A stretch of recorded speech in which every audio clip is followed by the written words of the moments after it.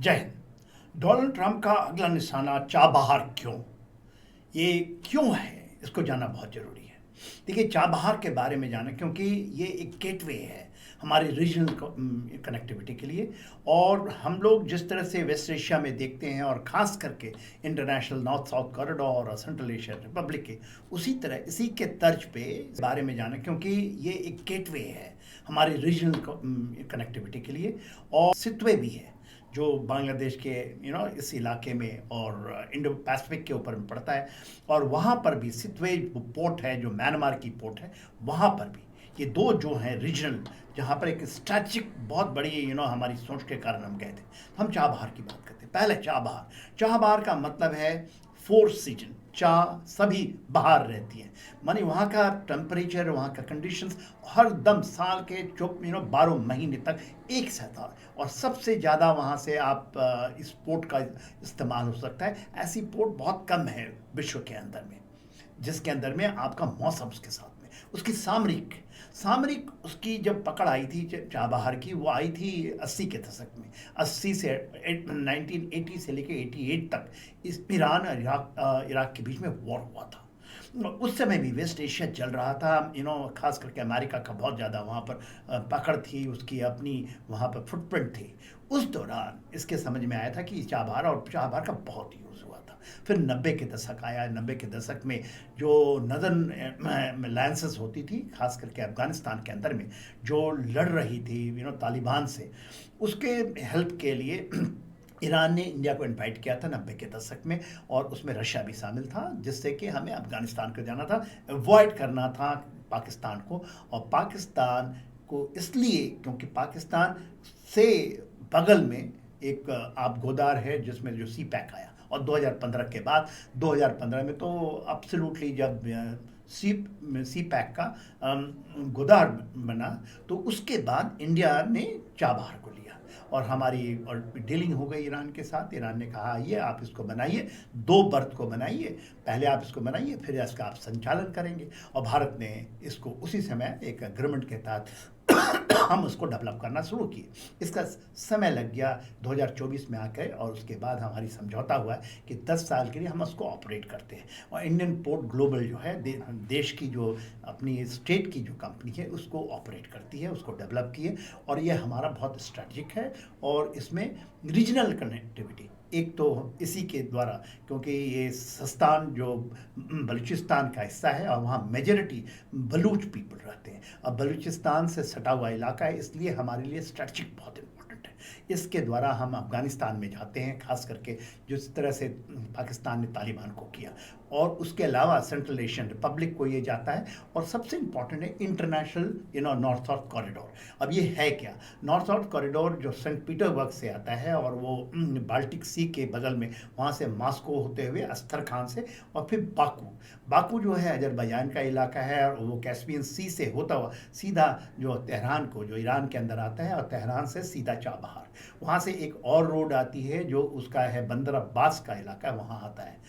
मगर अभी जब चीज़ें हुई और जब खास करके अमेरिका इसमें घुसा, अजरबैजान के साथ आर्मेनिया की जब लड़ाई हुई, और वहाँ पर जो ट्रम्प कॉरिडोर बना है, तो अस्तरखान, जो अस्तरखान है मॉस्को के बाद जो अस्तरखान का इलाका आता है, वहाँ से रोड एक आई है, आ रही है आर्मेनिया की तरफ। और आर्मेनिया को अवॉइड करता हुआ जो कॉरिडोर है, जो ट्रम्प की कॉरिडोर बनाए हैं, उसको अवॉइड करता हुआ आर्मेनिया होते हुए सेम ईरान आएगा, और सेम फिर चाबहार या आपका बंदर अब्बास की तरफ।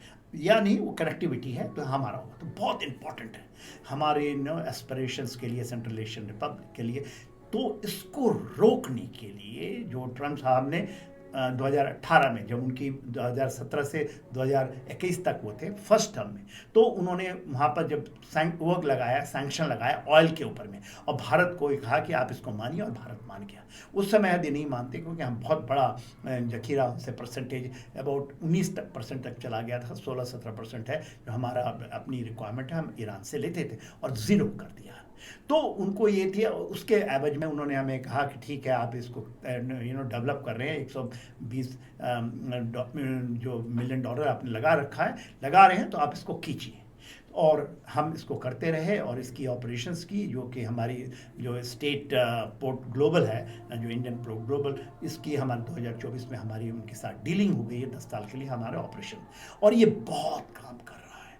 अभी उनकी नज़र वहाँ पर है, नज़र है, वो चाहते हैं कि भारत को किसी तरह भी ब्रेक किया जाए।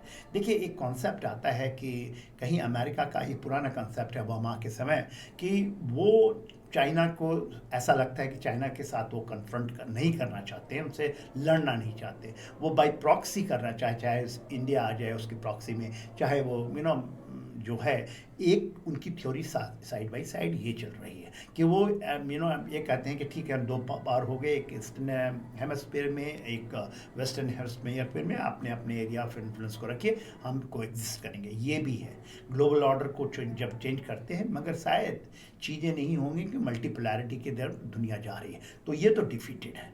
तो अब वो भारत को ये चाहते हैं कि जैसे भारत चौथे नंबर पे आ गया है, तो कहीं ना कहीं अमेरिका की निशाना भारत है।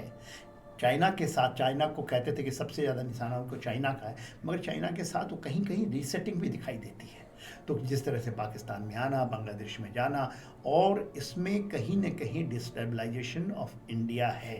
वो हम भी बहुत चौकन्ने हैं, हम भी अपनी चीज़ों को, सामरिक चीज़ों को जानते हैं, और वो जो चीज़ कर रहे हैं, जो उन्होंने लगाया है सैंक्शन, कहते हैं कि हमने जो आपको वेवर दिया था 2018 में IFCA के अंदर में, उसको हम उसके तहत में जो ईरान फ्रीडम और काउंटर प्रोलिफरेशन की है, जिसके न्यूक्लियर बनाते हैं, तो उसके अंदर हम सैंक्शन लगाएंगे, तो हमारे सैंक्शन लगा रहे हैं। सैंक्शन के बहाने मेन ये है कि आपके ये जो आपका है, जो रीजनल पोर्ट आपने दो ली हैं, दोनों को, और इसलिए मैं जोड़ता हूँ सितवे के साथ इसका, अभी तो ये किया है, और आप बहुत जल्दी देखेंगे सितवे में उनकी फुटप्रिंट आ चुकी है बांग्लादेश के अंदर में, और इसलिए यही कारण है कि वो आपके ऊपर में सैंक्शन लगाते हैं। शहीद वैसी टर्मिनल हमें मिल चुका है, 10 साल की ऑपरेशन है, 2018 में हमें मिल गया था, और ऑपरेशन 2024 से शुरू हुआ, और काफ़ी लंबा कार्गो एंड कंटेनर एक्टिविटीज़ वहाँ से चल रही है।